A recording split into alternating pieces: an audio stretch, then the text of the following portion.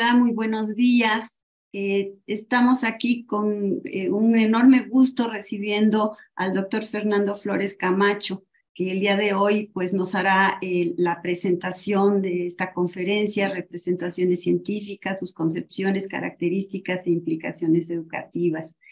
Esta es una actividad que realizamos como parte del proyecto de investigación PAPI tiene 401222 y en la cual participamos docentes, estudiantes, especialistas en México, de la UNAM, de otras entidades nacionales y también de otros países. Habrán visto el cartelito con horarios incluso para España, donde hay un par de participantes que esperamos que también nos acompañen en algún momento.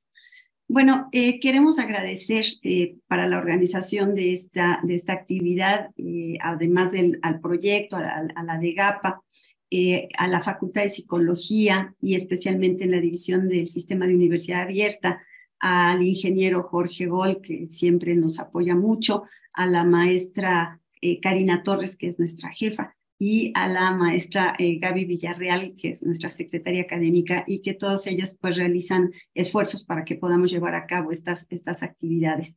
El día de hoy, pues entonces vamos a dar paso a una breve presentación del doctor. Muchos lo conocen, pero para aquellos que no, les mencionamos que el doctor Flores Camacho es investigador del Instituto de Ciencias Aplicadas y Tecnología de la UNAM y es especialista en el campo de la enseñanza de la ciencia. Es físico con doctorado en pedagogía, lo cual es excelente, ¿verdad?, para trabajar con estos temas, con estas perspectivas disciplinarias.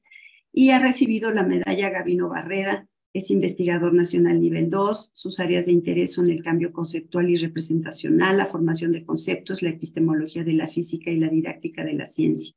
Es profesor del posgrado de pedagogía y ha impartido cursos de posgrado en diversas universidades nacionales y extranjeras.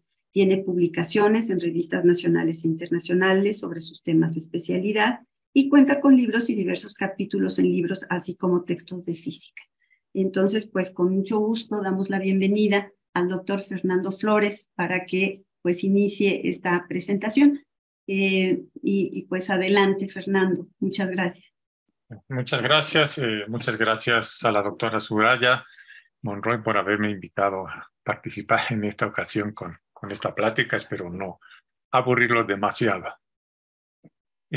Bueno, como dice el título, el tema, ¿no?, que vamos a abordar tiene que ver con las representaciones científicas.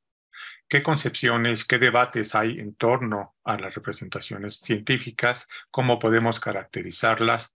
Y finalmente, lo que nos interesa desde nuestro campo educativo, pues es qué implicaciones tendría todo esto para la enseñanza, en particular de las ciencias, pero supongo que no solamente para la enseñanza de las ciencias. ¿Cuál sería nuestro punto de partida, ¿no? Déjenme ver cómo funciona esto porque no le puedo dar avanzar acá.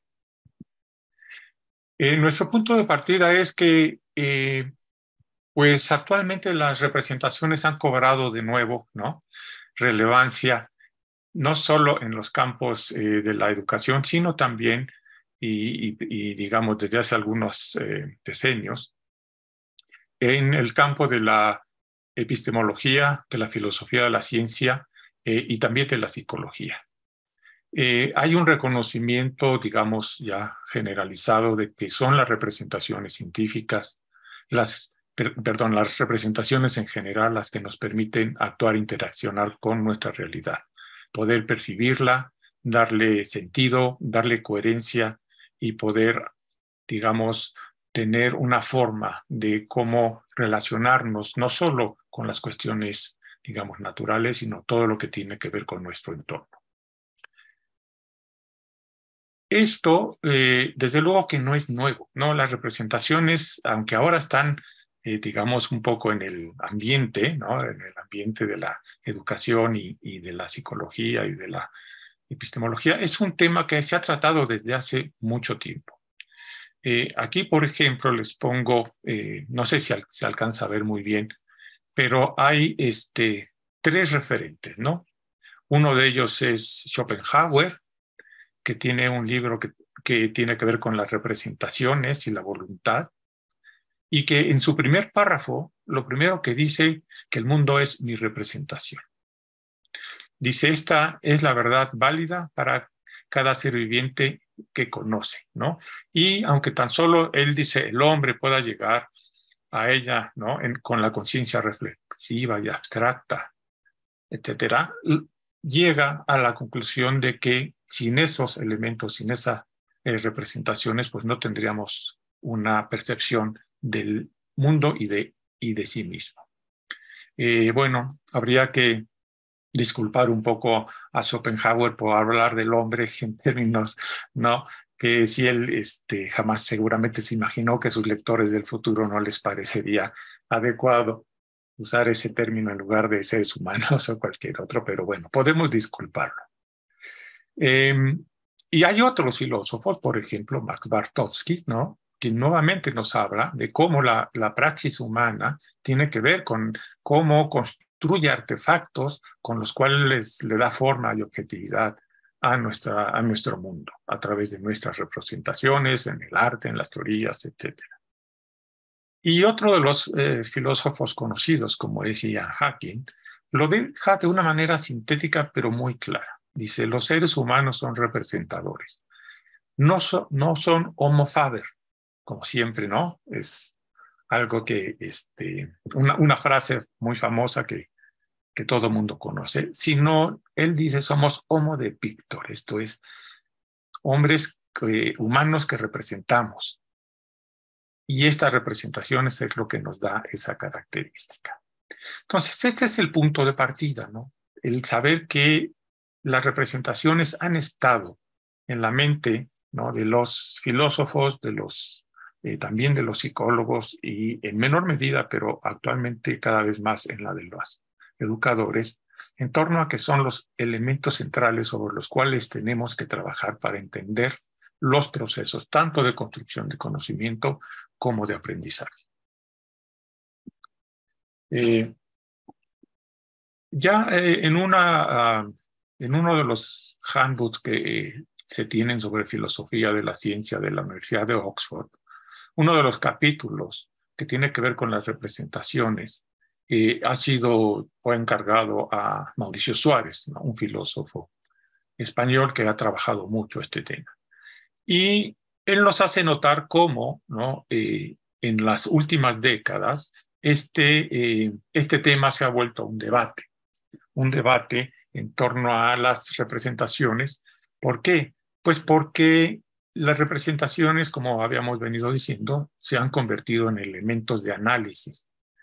Y si bien estas representaciones fueron analizadas desde el punto de vista del positivismo lógico en buena parte del siglo XX, las visiones actuales que han ido cambiando, ¿no? Nos hacen ver que las representaciones tienen todavía muchos matices, muchas características que vale la pena analizar para saber qué hacer con ellas. Ese es uno de los puntos importantes, qué hacer con ellas, ¿no? Desde el punto de vista cognitivo y desde el punto de vista de los procesos de aprendizaje. Si algo no se entiende o no se ve, por favor, me dicen, Soraya. Bien, con este asunto, ¿no? Tenemos digamos, uno de los concepciones, ¿no? Que ha sido dominante desde ese punto de vista del positivismo lógico, es una concepción semántica, ¿no? Se desarrolló una concepción semántica de las representaciones. Van Freysen, por ejemplo, es uno de los que trabajaron mucho en este tema, y en donde, en esta concepción semántica, las representaciones van a tener una función de identificación, de identidad con lo que representan. Esto va a implicar diversas formas de cómo relacionar las representaciones con la realidad y qué sentido tienen. Desde el punto de vista, ¿no?, del positivismo lógico, y que podemos decir también pudiera ser un punto de vista de nuestras ideas intuitivas sobre las representaciones, pues las representaciones deben dar cuenta, si bien no de manera total, sí de manera parcial de la realidad. Así cuando nosotros, por ejemplo, representamos un objeto, ¿no? Una silla, decimos que es similar la representación a la silla, pues porque vemos que tiene elementos que se comparten y que tiene una disposición de esos elementos. Esto es una estructura que también, digamos, se comparte. Y esa visión intuitiva, ¿no? Digamos, es trasladada a esta visión semántica para dar cuenta de que las representaciones tienen validez y sobre todo las representaciones científicas tendrán validez en la medida en la que esas similitudes puedan determinarse y encontrarse. ¿Sí? Ahora bien, en las últimas décadas también se ha venido cuestionando estas posiciones. Ahorita voy a hablar un poco más en profundidad de todas estas posiciones. Y se ha venido cuestionando porque hay que hacerse nuevas preguntas, ¿no? Sobre, por ejemplo, ¿qué hace que una representación represente algo? Es la primera pregunta, ¿no? Es, digamos, la pregunta más obvia, pero que no tiene una respuesta directa. ¿Qué representación, qué relación tienen las representaciones también con lo que representan? ¿Tienen las representaciones una función propia, una entidad propia o no la tienen? Y preguntas como ¿qué constituye, a final de cuentas, una representación para que podamos considerarla y analizarla? ¿Y cuál es el papel del sujeto en las representaciones, tanto en su construcción como en su uso? ¿Sí? Entonces, estos son, digamos, algunas de las preguntas que trataré de ir abordando un poquito aquí en este. Si ahora, déjenme ver dónde anda mi curso. Allá. Trataremos de analizar la primera de todas estas preguntas. ¿Qué relación guardan las representaciones científicas con lo que representan? ¿Sí? Déjenme ver cómo puedo mover esto un poquito aquí. Ya. Ya lo puedo mover. Aquí está mejor. Entonces, como les decía hace rato, la cuestión intuitiva es decirnos que guardan una relación o de isomorfía o bien de similaridad con lo que representa. Y este es un criterio genérico que ha prevalecido en varias décadas y creo que la mayoría de las personas lo comparten. Incluso yo me atrevería a decir que la mayoría de quienes trabajan en las ciencias lo comparten, ¿no? Este es un criterio que, como dije, se formaliza en la visión semántica, aunque ya en esta visión semántica se reconoce que ese isomorfismo no tiene que ver necesariamente con las características observables de las cosas, sino que tiene que ver con una estructura subyacente a esas características y funcionamiento de la realidad, y que esa es la estructura, lo que es isomorfa, al menos en parte, ¿no? Con la realidad que representa. ¿Sí? Entonces, en la visión semántica, y que la, digamos, también se describe como visión estructuralista, lo que se acaba defendiendo de una representación científica es que tiene una estructura que es lo que la hace convertirse en una representación que tiene relación con la realidad, o sea, con el objetivo, con el proceso o con el sistema que representa. No es tanto la forma, no es tanto, digamos, la descripción de los procesos que pueda darse en un tipo de representación, sino que está detrás de esa representación. Esto es, que por estructura, ¿qué entendemos? Vamos a entender un conjunto de elementos y de operaciones con esos elementos, que es lo que lo va a hacer isomorfa.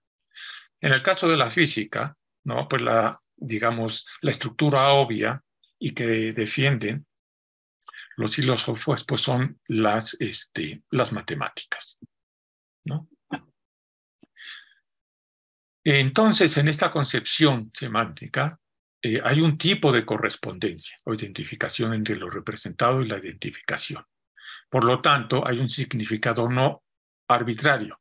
Esto es, no hay solamente el decir, tengo un símbolo y a este símbolo lo voy a hacer que corresponda a un elemento dentro del objetivo, sino que debe ser sustantivo.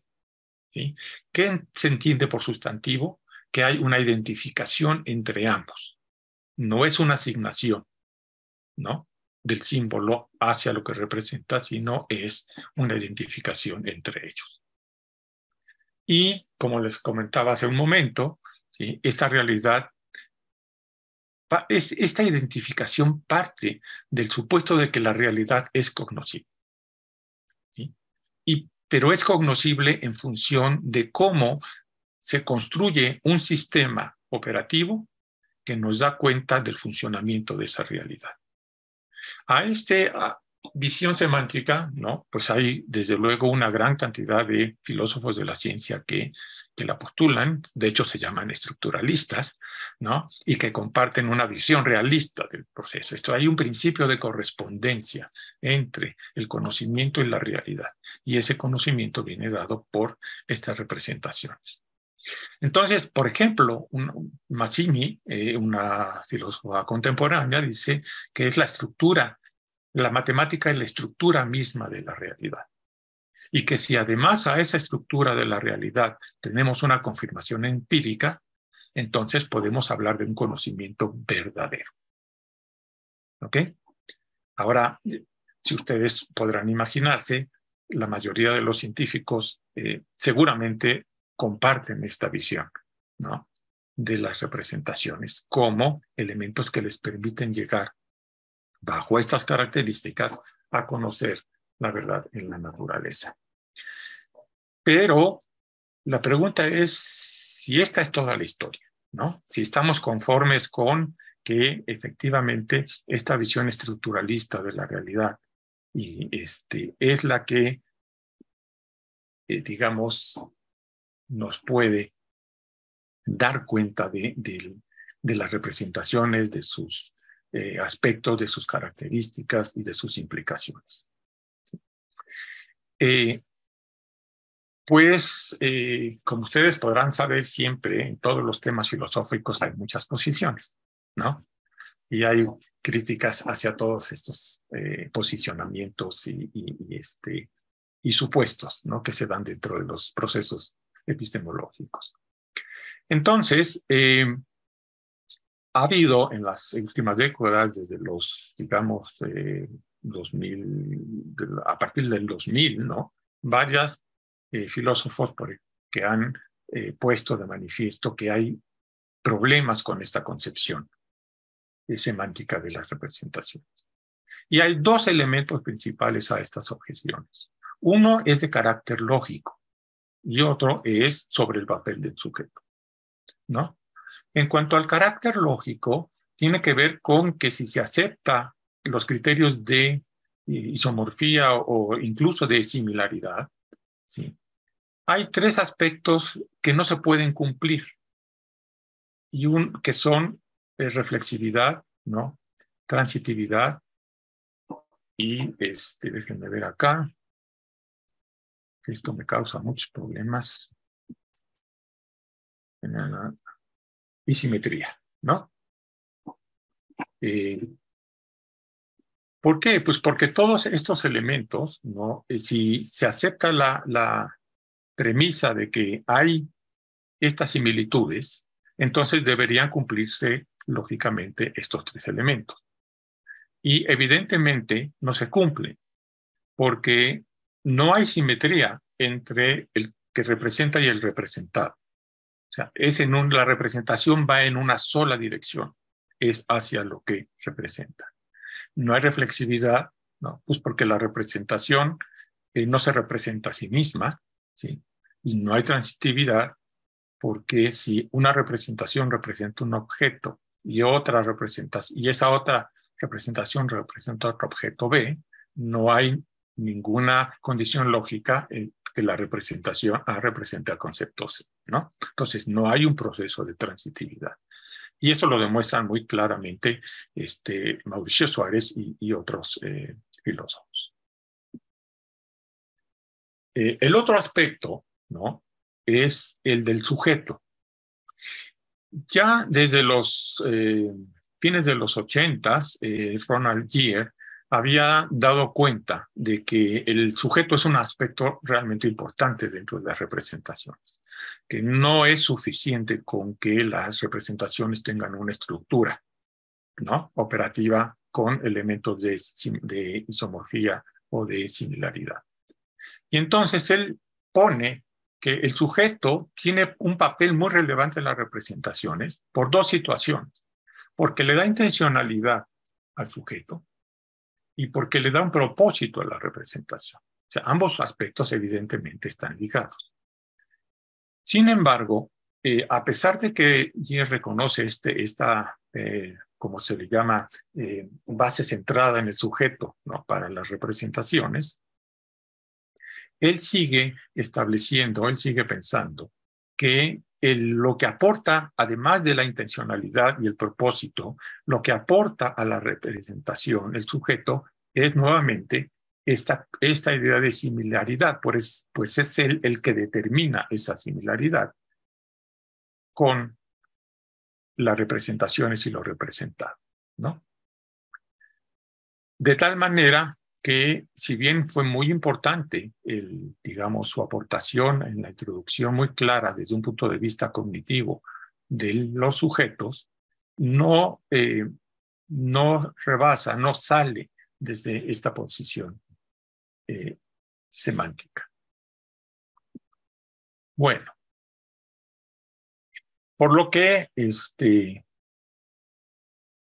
otros filósofos que están aquí mencionados, como Suárez, Contessa, Fick, etcétera, muestran, ¿no?, que incluso esta posición de Ronald Geer no es, digamos, lo suficientemente diferenciada de la posición semántica, por lo que cuando acepta el criterio de similitud, es un criterio que debe hacerse sobre aspectos específicos entre las representaciones y lo que representan. Y por lo tanto, se siguen aplicando los mismos criterios de análisis y de problemática que se presentó hace unos momentos. Y además, además de estas objeciones de estos filósofos, si uno realmente dice, bueno, si damos por válido que hay este criterio de similitud, entonces implicaría que uno puede reconocer entre lo representado y la representación esa similitud, pero ¿cómo es que eso ocurre? Si es que podemos reconocer los elementos, ¿no?, esos elementos en el objeto, en el proceso, es que de antemano conocemos ese objeto y ese proceso. Y eso implicaría un elemento adicional, ¿no?, de problemática hacia la visión semántica de las representaciones.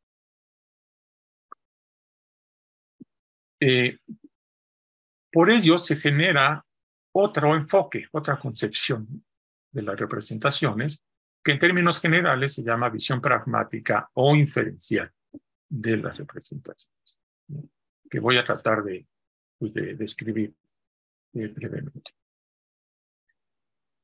Dados los elementos de análisis presentados, dada la problemática que presenta la visión semántica, tanto desde el punto de vista lógico como desde el punto de vista de la intervención del sujeto, en esta visión hay varios elementos que tomar en cuenta. Uno es que las representaciones son dependientes de los sujetos de manera sustantiva, ¿sí? ¿Esto qué implica que sea de manera sustantiva? Implica que el sujeto está presente en la construcción y en el uso, ¿no?, de la representación.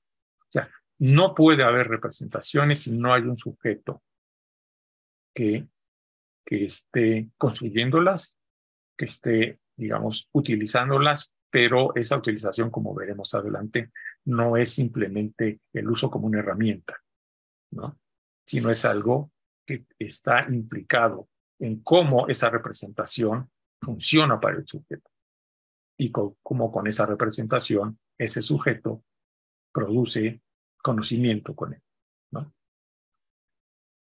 Otra de las condiciones es que las representaciones no requieren de ninguna relación de semejanza, similaridad o isomorfía con lo representado. O sea, ya no existe esta condición.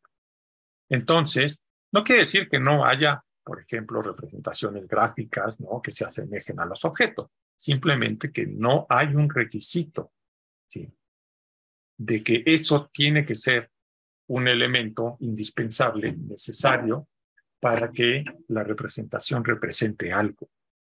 Y este es el punto, ¿no?, que más diferencia a ambas enfoques o visiones.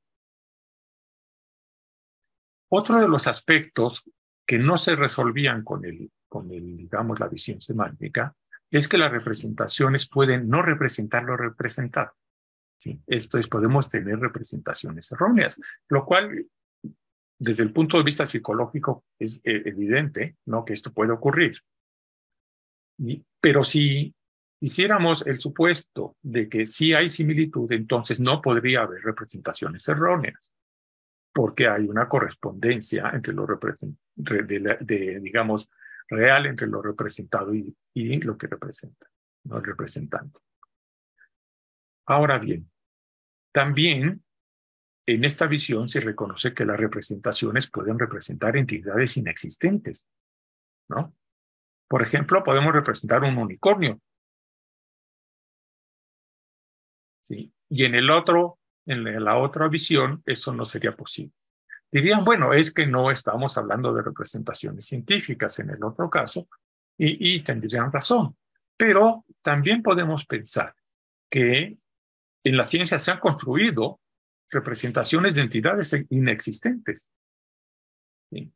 Un ejemplo muy claro es el flogisto, ¿no?, o el calórico, ¿sí?, u otras cosas que podemos encontrar en la historia de la ciencia, donde se han hecho representaciones de entidades que ahora, pues, para todas luces son inexistentes. El éter, por ejemplo, ¿no? Y finalmente, las condiciones que ya se apuntaron, que las representaciones no son transitivas, reflexivas ni simétricas. Entonces, ¿qué caracteriza, ¿no?, o qué es una representación desde este punto de vista?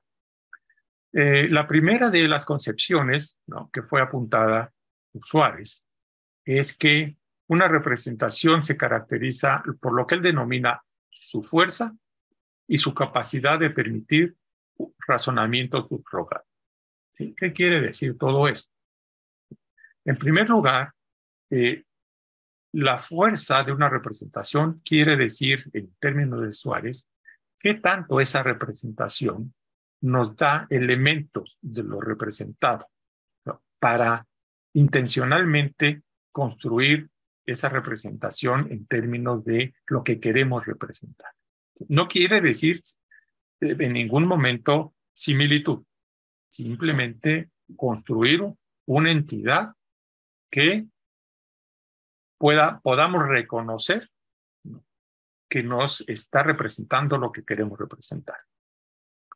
Y la otra condición es que esa representación con esos elementos a un sujeto que está informado y que tiene los elementos conceptuales para hacerlo, pueda, a partir de los elementos de la representación, razonar para construir inferencias que sean válidas, desde luego, desde el punto de vista y del contexto de las representaciones, ¿no?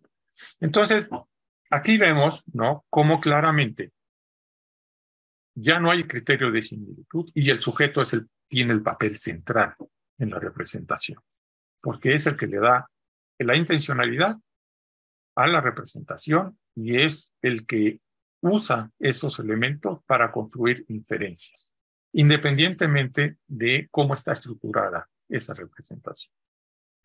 Bueno, esta fue, digamos, la primera aproximación, pero no ha sido la única, ¿no? Un poquito más adelante, más o menos en el 2007, Contessa hace un artículo en donde dice, no basta el reconocimiento de la intencionalidad.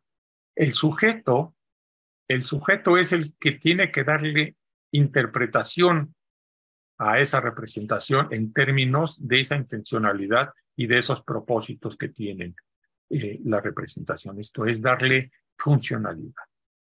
Y para eso desarrolla un proceso de interpretación que está basado en 4 elementos, ¿no? Y este proceso de interpretación tiene que el sujeto toma el vehículo, que es la representación, como lo que denota al objetivo, que es lo representado, y reconoce su intencionalidad. Eso ya nos había quedado más o menos claro. Pero para cada entidad de esa representación o vehículo debe haber una correspondencia unívoca con algún objeto en el objetivo, ¿sí? Esto es, el sujeto tiene que establecer denotaciones entre uno y otro. Y lo mismo tiene que hacer para las relaciones que hay entre los elementos de la representación con posibles elementos de lo representado. No significa nuevamente que sean similares o que sean idénticos. Y entonces todo arreglo funcional de las entidades que hay en esa representación pueden hacerse una correspondencia con los que hay en el objetivo, ¿sí? Todas estas correspondencias ya son arbitrarias, ¿sí? Son propuestas por el sujeto que le da interpretación. Al rato vamos a ver un ejemplo de esto, ¿sí?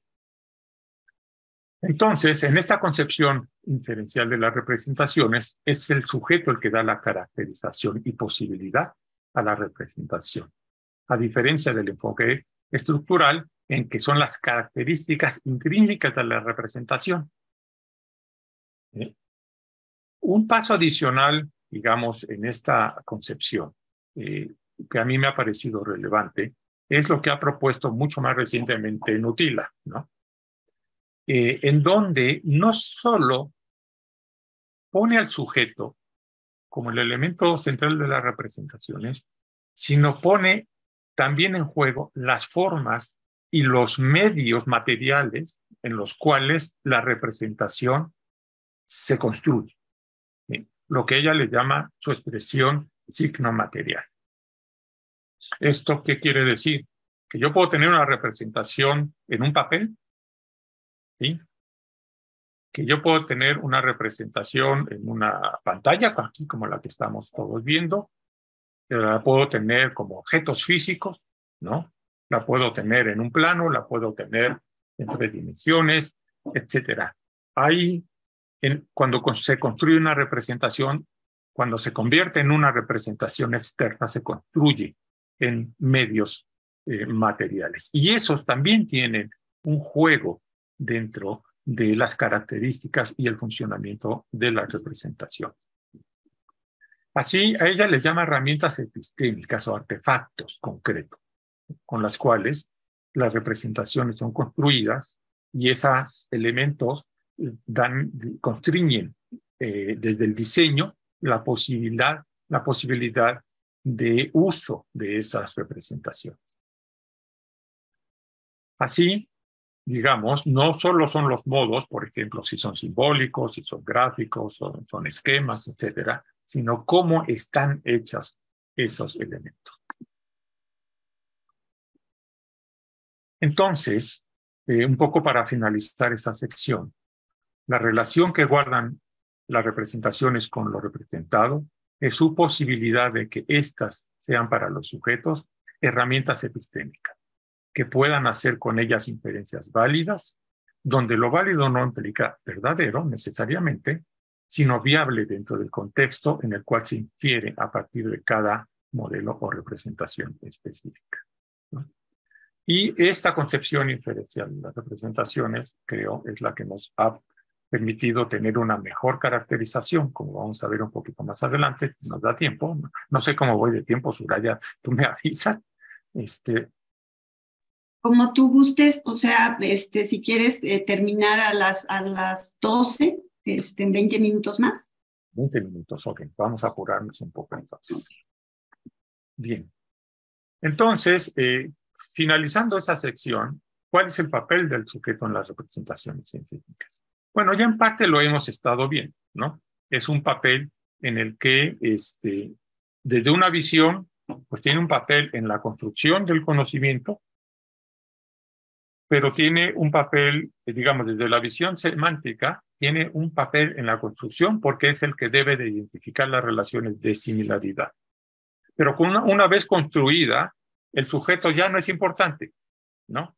La representación tiene toda la, digamos, es equipotencial para todos los sujetos. ¿Esto qué quiere decir? Que cualquier sujeto debe de entender lo mismo por esa representación, porque la estructura de la representación es lo que le da validez. Desde el punto de vista del proceso inferencial o pragmático de las representaciones, esto no es así, porque la representación nunca deja de ser dependiente del sujeto. ¿Sí? Ya el sujeto en esta visión inferencial, el sujeto ya no es transparente a la representación. El sujeto siempre está en la representación y la representación no va a tener sentido sin él, sin el sujeto, sin la persona. Aquí veamos, pueden ver un ejemplo. Esta imagen que está puesta aquí es un dibujo hecho por Faraday, ¿sí?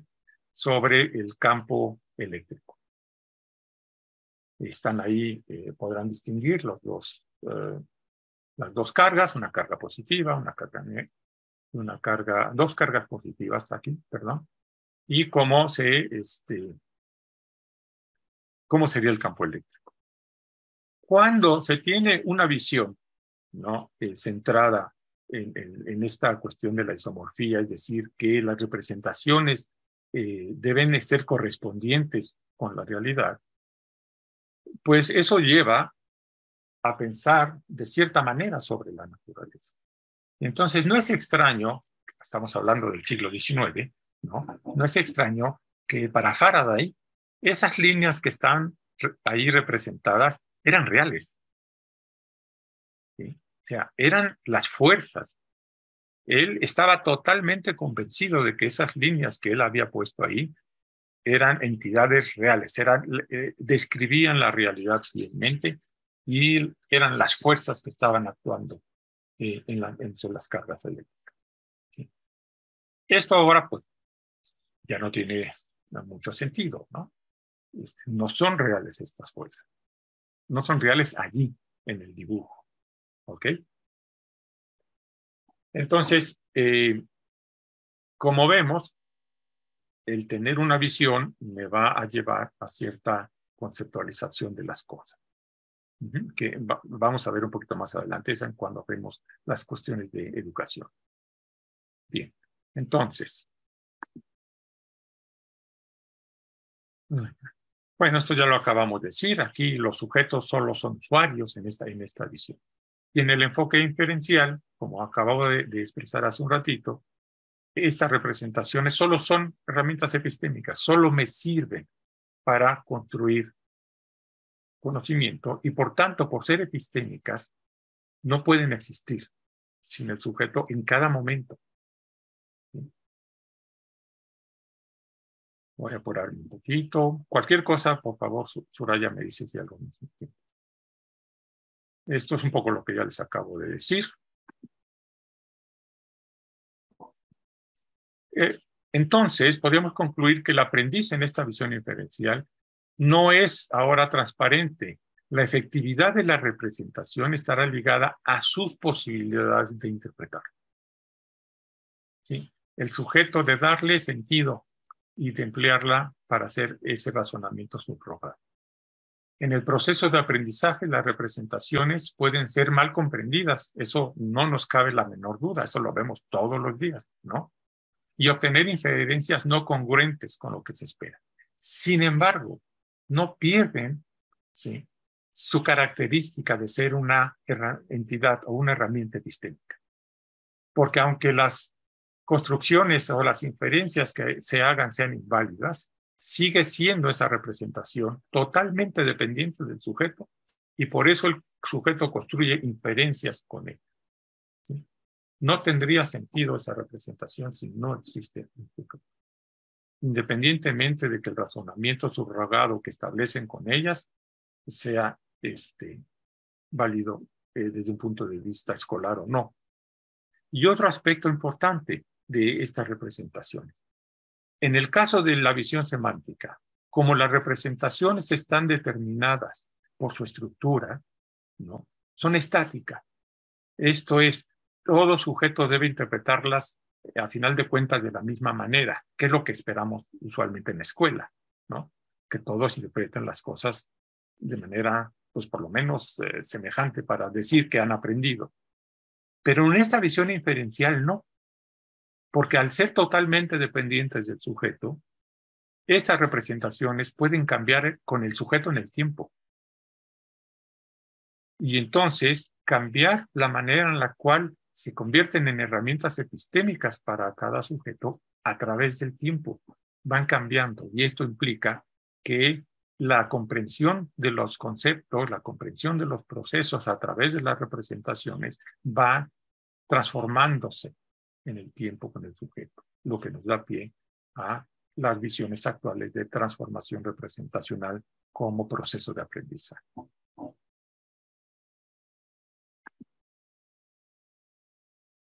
Bien, uno de los aspectos que ha sido muy poco abordado, ¿no? Aunque todos los elementos están en todas las discusiones epistemológicas, filosóficas que hay alrededor de las representaciones, no hay un conjunto de elementos estructurados que nos permita decir qué caracteriza a final de cuentas a estas representaciones científicas, cómo podemos darle un conjunto de parámetros que nos permitan decir, con todos estos parámetros puedo determinar una representación científica o un conjunto de representaciones científicas, un modelo científico, ¿no? Que me permita decir cómo operarlo en términos de situaciones de aprendizaje. Esto es cómo llevarlo a la escuela, cómo entender que los sujetos están teniendo ese proceso de comprensión de la representación. Y en este sentido, lo que yo he propuesto aquí, y que lo hemos publicado ya en un libro y en algunos artículos, es un conjunto de elementos, ¿no? Que no son secuenciales, que no son, no se vayan a entender como una serie de pasos que hay que seguir para entender las representaciones, sino que todos actúan en conjunto, pero que todos son relevantes para comprender. El primer aspecto de una representación, y que ya ha sido mencionado hace rato, es la intencionalidad. O sea, ¿qué representa la representación sobre lo representado? O sea, ¿para qué esa representación, para qué está hecha? ¿Qué me está diciendo de primera mano? ¿No? ¿Qué es lo que cuando veo una representación digo, la intencionalidad de esta representación es qué cosa, ¿no? Determinar qué cosa. Entonces, ese es el primer aspecto. Aquí, por ejemplo, tienen este dibujito, ¿no? Que aparece en muchos libros de texto o en muchos lugares. Bueno, esto desde luego tiene una intencionalidad, ¿no? Nosotros, desde el punto de vista escolar, pues la intencionalidad de esta representación es que ilustre, ¿no? Nos dé cuenta de que hay una fuerza de gravedad que la Tierra ejerce sobre, en este caso, sobre la niña. Y que pues hay una flecha que entiendo, ¿no? Desde este punto de vista escolar, que es la acción de la fuerza, ¿no? ¿Hacia dónde es la acción de la fuerza? Creo que para todo mundo esta representación podría significar, ¿no? La intencionalidad de esta representación es esa. Veremos después que no es para todo el mundo, pero creo que podemos identificarla así, en primera instancia. Bueno, otra es su expresión signo material. ¿Ok? Como ya vimos, la expresión signo material es el medio en el que está hecho. Y este medio impone restricciones o constricciones a qué puedo hacer con esa representación como sujeto. Entonces, si me regreso, ¿no? al dibujito, pues en primera instancia, ahorita ustedes lo ven en una pantalla, es un dibujito hecho en papel. Entonces, es un dibujo estático, ¿sí? Que, por lo tanto, no tengo más elementos de interpretación que la composición de los elementos en el dibujo. ¿Ok? Sin embargo, podría haber hecho otra representación.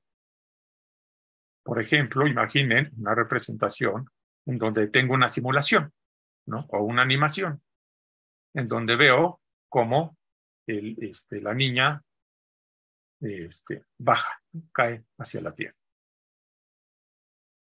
O incluso podría tener una simulación donde tengo una esfera con un imán, un muñequito con otro imán, y entonces, ¿no? Lo suelto y veo cómo, no solo lo veo, siento, ¿no? Es la fuerza que se ejerce entre ambos elementos. Y es otra representación. Entonces, como ustedes podrán imaginarse, cada una de estas representaciones me da elementos distintos para poder hacer inferencias. Y mi razonamiento subrogado, este es el razonamiento con los elementos que da la representación, puede variar mucho. Y las conclusiones a las que llegue podrán ser, y las explicaciones que haga podrán ser diferentes en términos de estas diversas medios en los cuales se construye, en estos medios materiales en los cuales se construye la representación. Y entonces vemos aquí muy claramente el papel de no solo de la intencionalidad de la representación, sino de cómo está construida. Entonces la expresión signo material se vuelve un elemento relevante para el sujeto. No deja de ser el sujeto el que pone los elementos de interpretación. Y ese es el otro aspecto, la interpretación. ¿Qué interpreta de todos estos elementos? El sujeto. ¿Sí?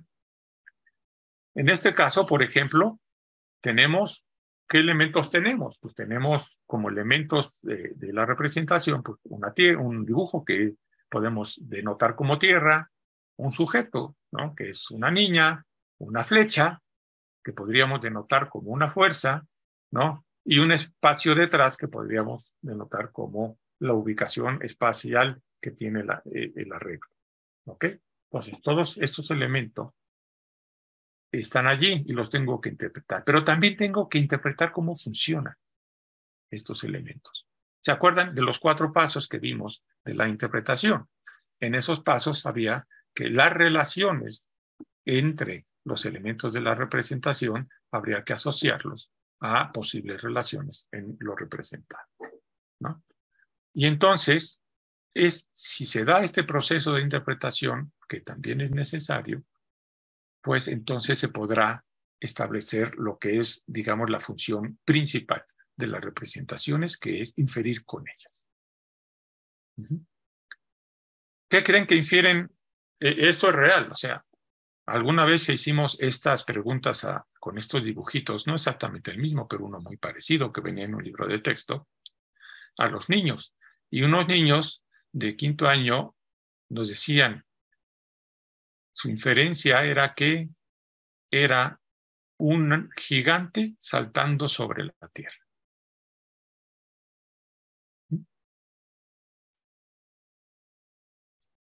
Bueno, pues es una inferencia válida con los elementos que están ahí, porque la interpretación en este caso es los tamaños relativos que para el que construye la representación son no irrelevantes, no son importantes, para el niño sí.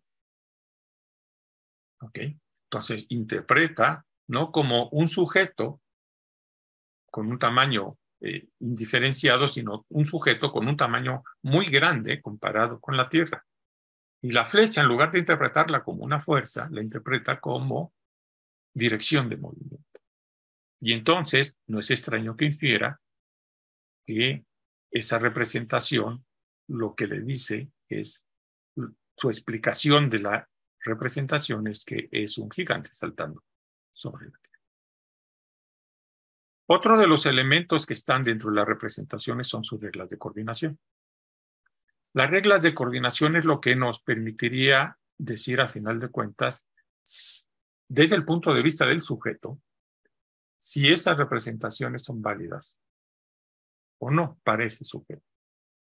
Y estas reglas de coordinación, en el caso, por ejemplo, de las cuestiones científicas, pues estarán asociadas a experimentos, a mediciones, etc.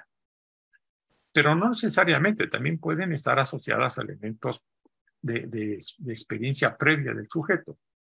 En el caso que acabamos de ver del niño, pues su experiencia previa pueden ser cuentos, ¿no? Sobre gigantes, películas, caricaturas, etcétera. Y son experiencia previa del sujeto. Por lo cual, no duda, ¿no?, en expresar que lo que está explicándose con esa representación es un gigante saltando sobre la tierra. ¿Por qué no lo duda? Pues porque él establece validez a esa explicación en función de sus experiencias previas, en donde para él los gigantes son entidades válidas.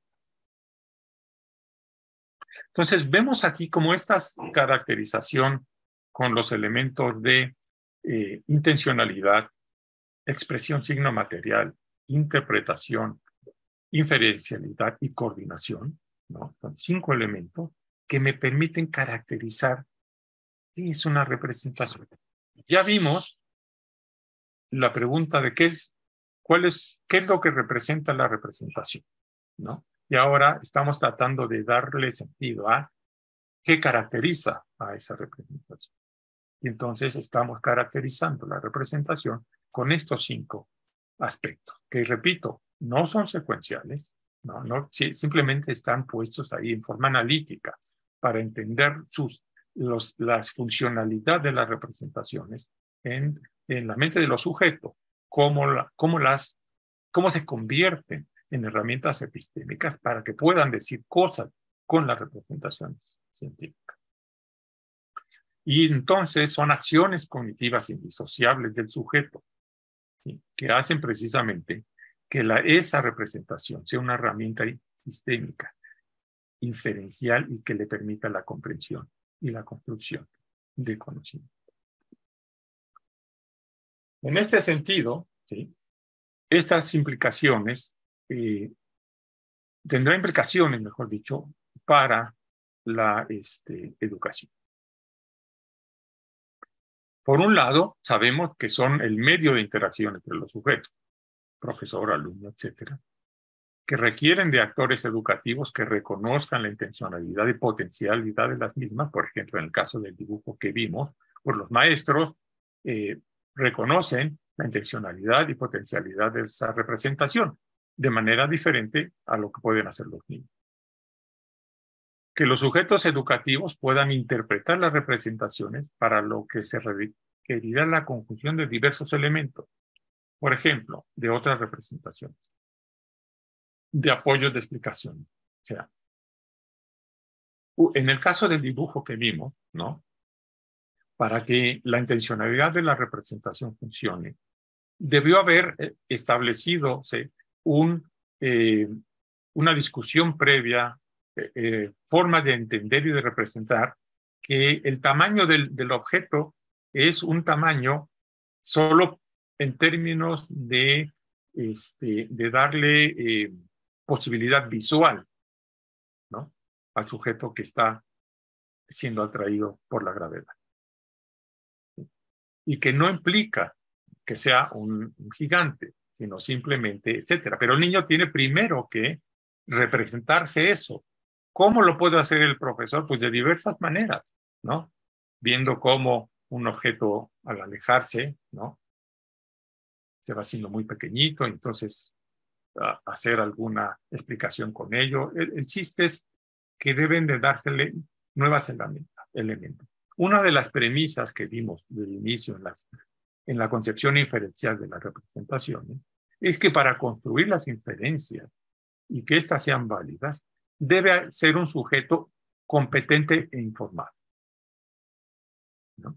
Si no, las representaciones llevarán a otras explicaciones, como vemos en este caso y como vemos en muchos otros, cuando los niños explican el día y la noche, etcétera, allí encontramos muchos ejemplos de cómo estas representaciones, cuando se tienen otros elementos que no son los que se precisan para una interpretación desde el punto de vista escolar, pues las inferencias que hacen los niños van a ser de otra naturaleza. No quiere decir que sean inválidas sus inferencias, porque los hacen con los elementos que tienen y desde ese punto de vista cumplen con esa función epistémica de la representación. Pero si queremos que estén asociadas a un aprendizaje desde el punto de vista de la escuela y del conocimiento científico, entonces tenemos que dar esos elementos, lo tenemos que hacer nuevamente con representaciones. Entonces es un entramado representacional que hay que ir construyendo para que representaciones que a nosotros nos parecen tan evidentes como la de la niña, ¿no? y la Tierra y la gravedad, pues realmente sean funcionales para ello. Y bueno, y las condiciones que ya vimos, formas de coordinación, que puedan establecer vínculos, integraciones entre diversas formas de representación. Bueno, no sé cómo ando de tiempo, ya se me fue.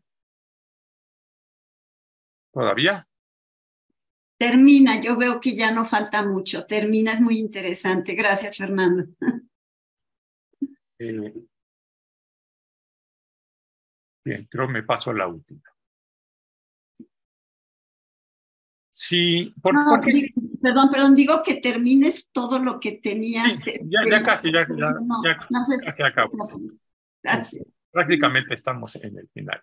Bueno. Lo que quiero apuntar al final es, ¿por qué fue importante o por qué considero que es relevante tener un posicionamiento epistemológico sobre la representación? Pues porque este posicionamiento me va a llevar a definir cuál es mi concepción de aprendizaje y cómo voy a estructurar los procesos de aprendizaje. ¿Sí? Vamos, es equivalente a decir, tengo una posición empírico-positivista o tengo una posición constructivista. ¿Sí?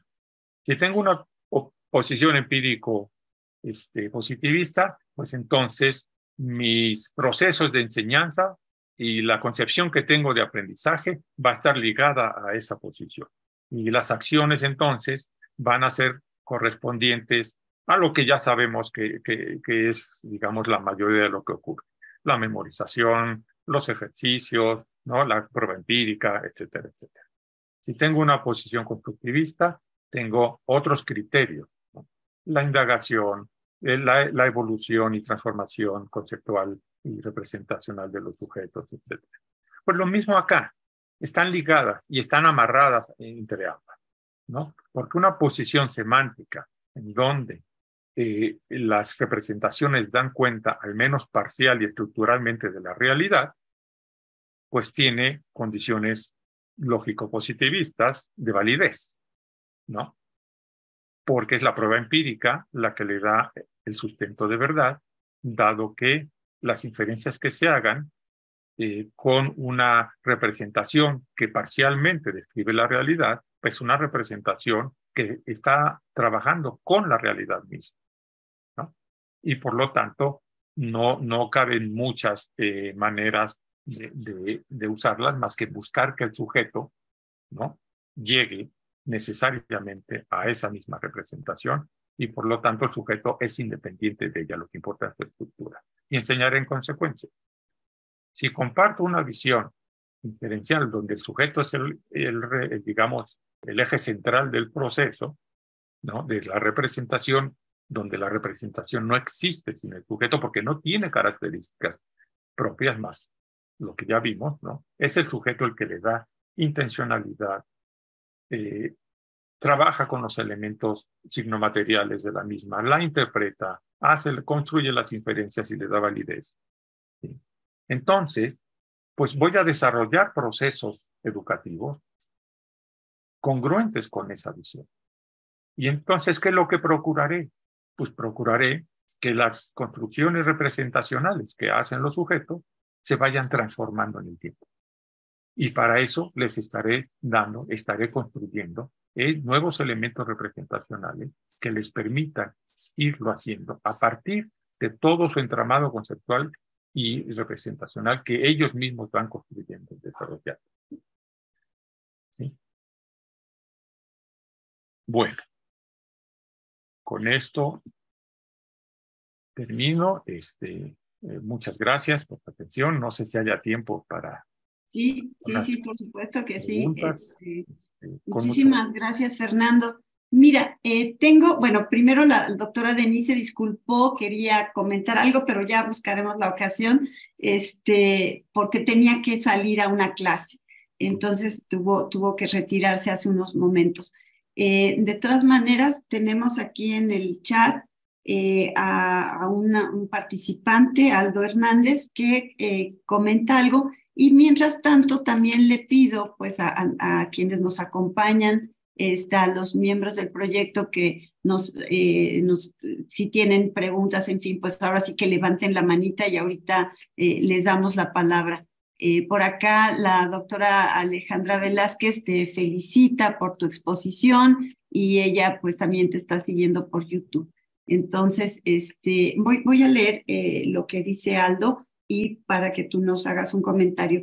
Dice, ¿se podría decir que las leyes lógicas no se aplican en todos los casos como lo puede ser en el modelo inferencial y no seguir principios como la transitividad? Ahí es una pregunta.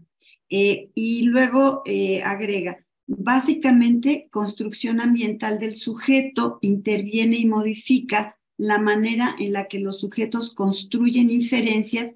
Sin embargo, no se siguen las reglas lógicas como la de transitividad. No sé si queda claro. ¿Qué opinas respecto a esto? Bueno, a ver, creo que trataré de ejemplificar un poco este asunto. O sea, la objeción a la visión semántica, ¿no? Es que si nosotros ponemos como requisito, como condición, de que una representación científica será tal siempre y cuando guarde un cierto nivel de isomorfía, ¿no? Aunque sea estructural, con la realidad, ¿sí? Entonces, ese criterio de isomorfía implicaría que debe cumplirse porque hay esa identificación. Hagan de cuenta que es X más Y es igual a Y más X, ¿sí? O sea, allí hay una identificación, hay una isomorfía o similitud entre ambos elementos. Entonces, si eso ocurre, debe haber transitividad. Es decir, X más Y representa a Y más X y Y más X representa a X más Y. Cuando nosotros construimos una representación, eso no ocurre, ¿no? Porque siempre es en una dirección. La representación representa lo representado, nunca lo representado representa la representación. Entonces, es la primera condición lógica que no se cumple. La segunda es la de la reflexividad. ¿Ya? Reflexividad es como en un espejo. Yo me reflejo en el espejo, pero soy yo mismo. ¿Ok? Entonces, la reflexividad pues tampoco se cumple porque la representación no se representa a sí misma. Y no se cumple la transitividad porque si una representación representa un objeto, digamos, que es otra representación, y esa representación representa a un tercer objeto, no necesariamente la primera va a representar al último. ¿Sí? Entonces, la transitividad pues es algo que tampoco usualmente se cumple, a menos, repito, que sí sean isomórficos. ¿Sí? Entonces, como las representaciones no cumplen esos tres elementos, es por lo que el enfoque inferencial nos dice, pues esto no es válido. Entonces, no podemos darle a las representaciones esa condición porque los convertiría en elementos ilógicos. Y además no me permitiría explicar algo que ocurre todos los días, que hacemos representaciones erróneas, hacemos malas representaciones de las cosas, ¿no? Porque si son isomórficas no puede haber error y son identificadas con la realidad. ¿sí? Por eso se llaman estructuralistas realistas, esa posición epistemológica, ¿no? Y esto es lo que no se cumple cuando analizamos las representaciones ya como elementos epistémicos que usan los sujetos para construirse sus entidades, sus mundos, ¿no? El funcionamiento de las cosas. No sé si esto aclara. Yo espero que sí. Ya nos podrá comentar Aldo al respecto. Muchas gracias. Bueno, pues le damos la palabra al doctor Rigoberto León. Adelante, Rigo.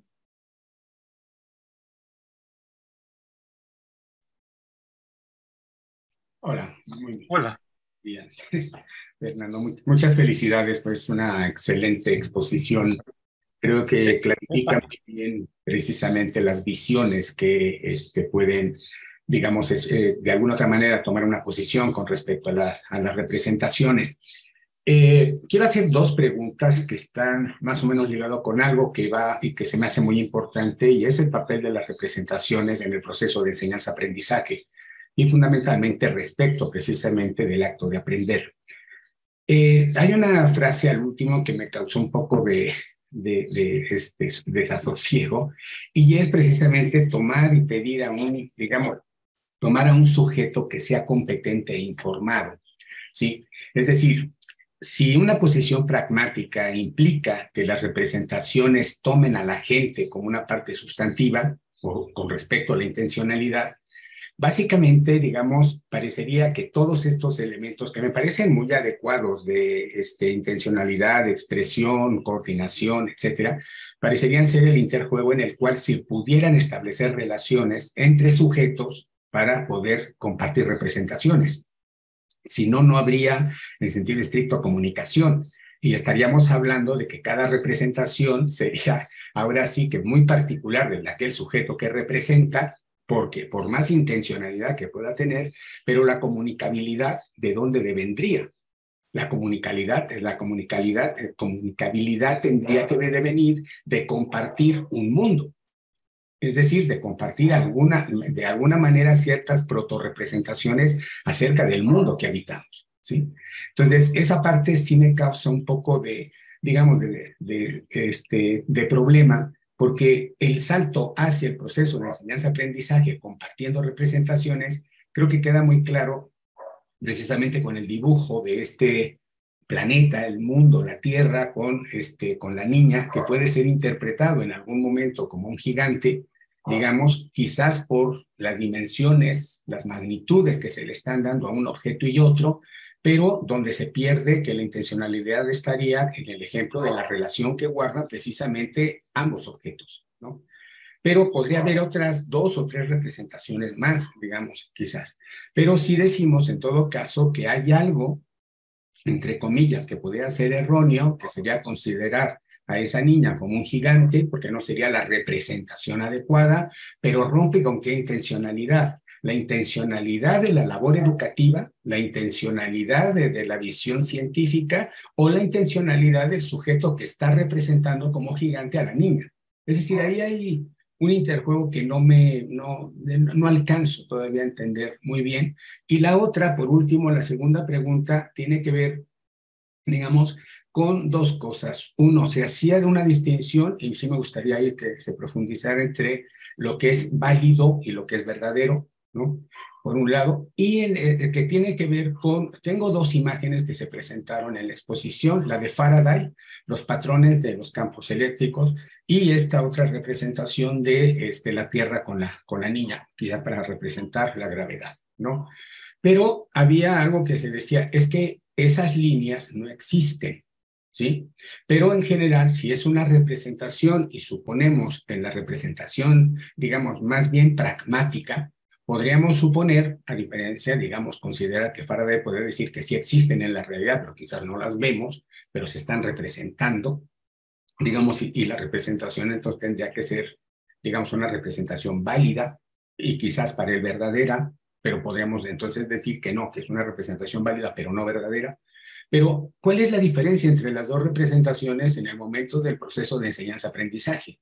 Es decir, El calórico, el flogisto, existieron como representaciones. ¿Por qué no existen más como representaciones? Porque hay una intencionalidad diferente, hay una inferencialidad diferente, o hay una serie de mostraciones o demostraciones posteriores que me marcan la diferencia entre lo representado y el representante.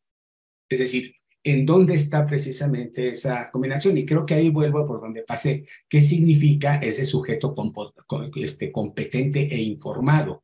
Que puede ser, digamos, tanto un científico, Faraday, por ejemplo, o como un alumno que interpreta a una niña como gigante, ¿sí? Esas son las dos preguntas que quisiera hacer y, bueno, reitero mis felicitaciones, Fernando, una magnífica exposición. Muchas gracias.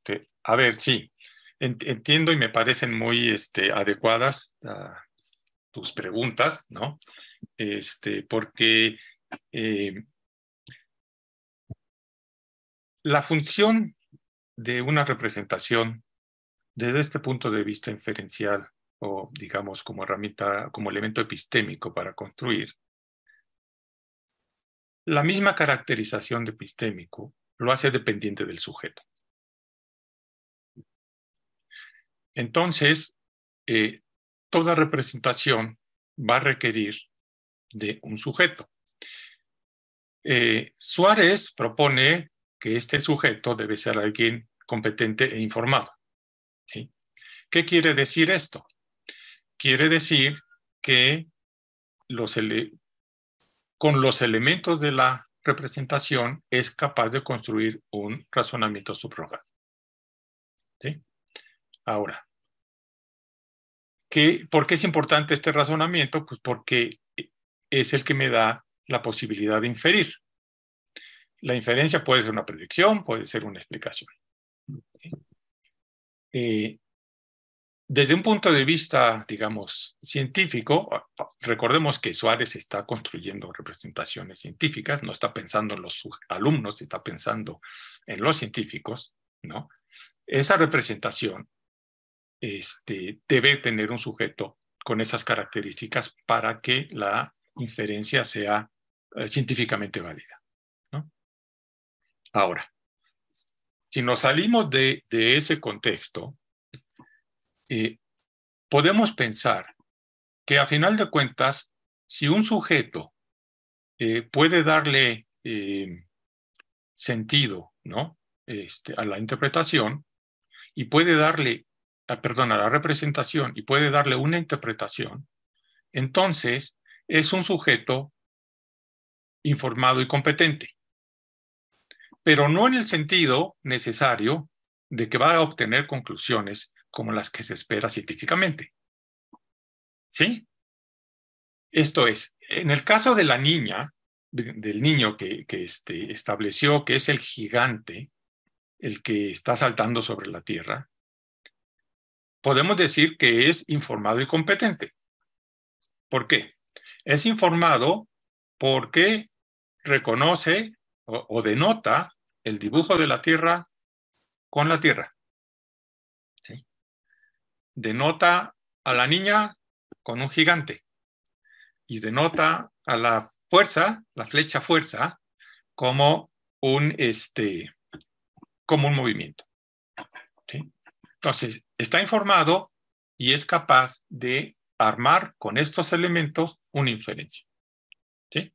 Y la inferencia es un gigante saltando sobre la Tierra. ¿Ok?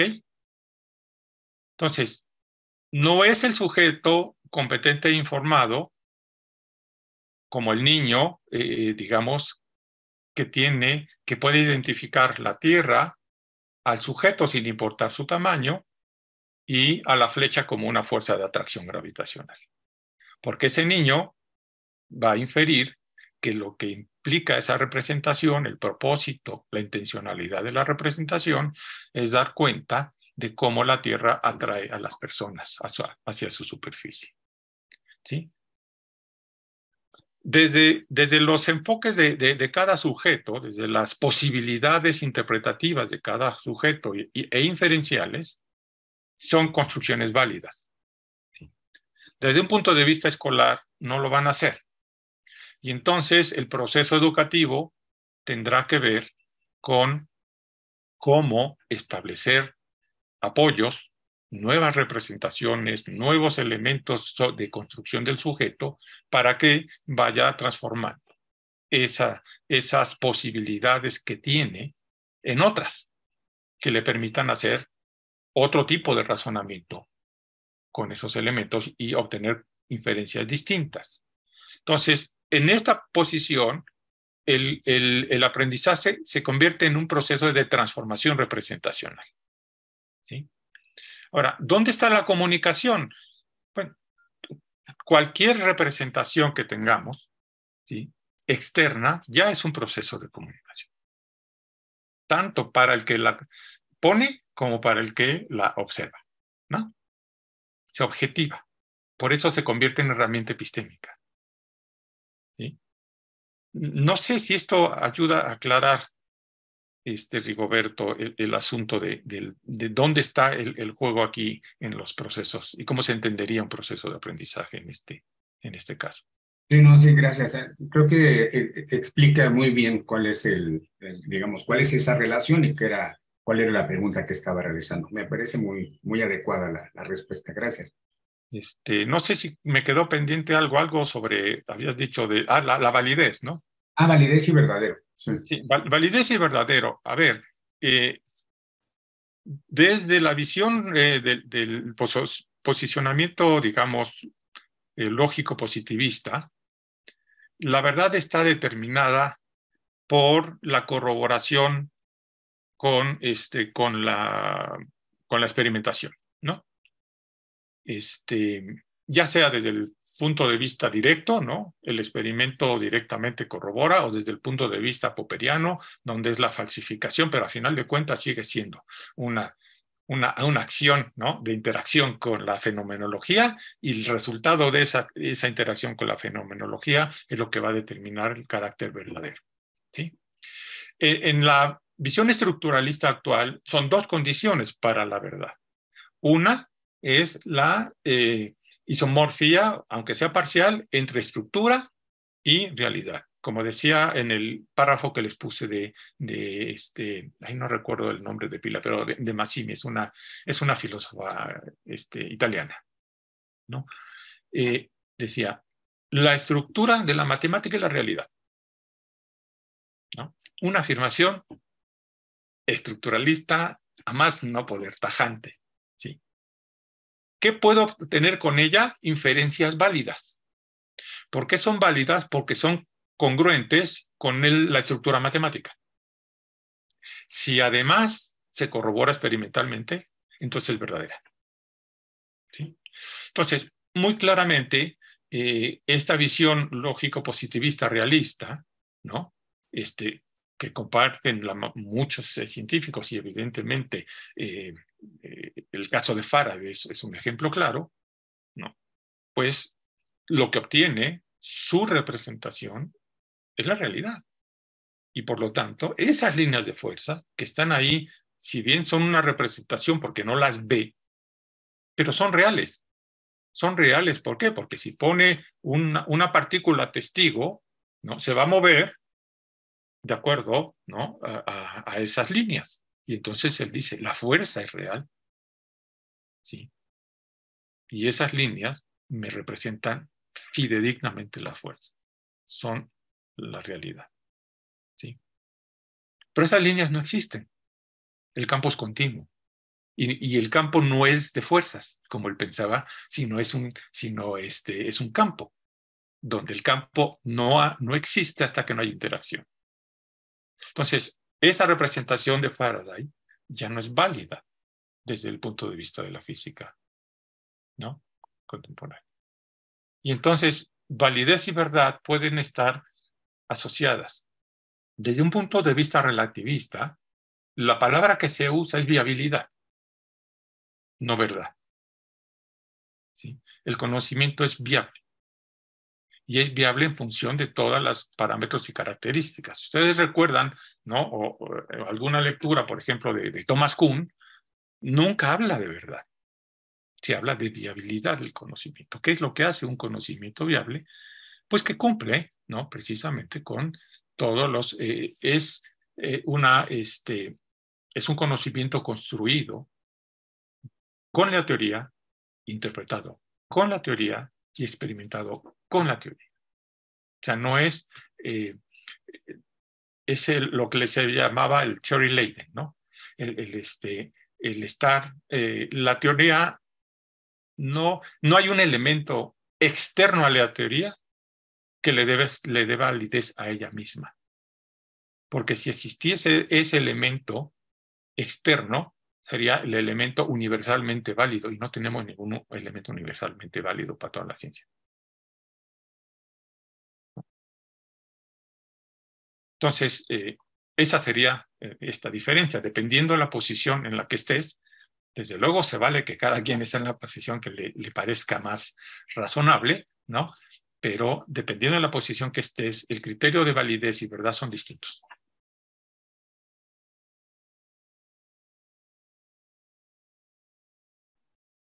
Muchísimas gracias. Sí, no sé, ¿quieres agregar algo, Rigoberto? ¿No? Bueno, no sé si hay alguna otra pregunta en el chat. Ya nada más Aldo agradece la respuesta. Y bueno, creo que yo solo quiero hacer un brevísimo comentario porque me encanta. No sé si estoy de acuerdo. Tendré que pensarlo más y conocer a Mauricio Suárez, ¿no? Su propuesta en relación a la filosofía de la ciencia. Pero la aplicación o la manera en que tú lo traes a la enseñanza de la ciencia me convence mucho, ¿no? Me resulta muy interesante cómo tomar en cuenta a nuestros estudiantes, que son esos sujetos que van a estar en este contacto y en esta relación, en estos errores sistemáticos o no, pero que necesitan de alguna manera pues de ese ejercicio transformador, ¿no? de esos conceptos. Entonces realmente me gusta mucho la exposición que nos has hecho, creo que nos deja pensando. Primero yo iba con la idea de que lo de Mauricio Suárez ya estaba pensado hacia la enseñanza de la ciencia, y ahora que lo comentas, él está en la filosofía de la ciencia y no está en ese terreno, ¿no? que estás poniéndolo. Y pensé un poco que tal vez esta propuesta, esta concepción estructural semántica, podría verse como un horizonte en la construcción del conocimiento para los científicos, pero algo distinto de la enseñanza. Y no, bueno, me dejas ahí de tarea, ¿no? Esta reflexión, y es muy interesante cómo lo aplicas o lo traes a este campo. Así que pues muchísimas gracias, Fernando. No, espero que no los haya aburrido mucho. No, al contrario, creo que nos genera, pues esto de lo que se trata, ¿no?